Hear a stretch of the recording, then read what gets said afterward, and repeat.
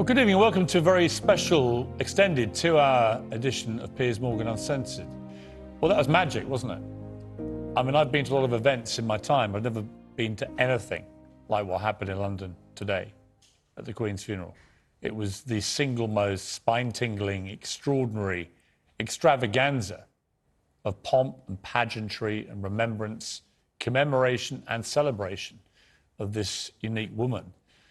London felt like the centre of the world. Emperors, presidents, kings and queens, hundreds of thousands of mourners, pilgrims, lining the streets, billions watching around the world. We all stopped, we all came together, we all said goodbye. Goodbye to an exceptional lady whose service, duty and majesty will forever be unrivalled. A rock of stability in a tumultuous world that changes fast and so often feels fractured, even fragile. We also say goodbye to an era, to an age, and we did it in the most extraordinary style. Every boot polished, every jewel glistening, not a foot or a feather out of place. The monarchy and our military, the face that Britain shows to the world. And to the thousands of servicemen and women who carried out today's ceremonies with such electrifying precision. It was utterly faultless. I pay tribute to all of you. You carried the weight of history on your shoulders. You were perfect. It was a service and a ceremony and a procession, not only fit for a queen, but for our queen, in my opinion, the Queen. And that's no small feat. Amid the grief and gratitude, there was gravitas. There's probably nobody else who could bring together such an extraordinary assembly of world leaders. Probably won't ever be this again. Queen Elizabeth II wasn't just a historic figure herself. She transcended history. And it's history that makes Britain and these state occasions unique in the world. Take the funeral service itself at Westminster Abbey. 30 kings and queens are buried there. Almost every monarch since William the Conqueror had their coronation there. It's where the late Queen herself was married and crowned, where she marked the death of her own husband at a memorial this year.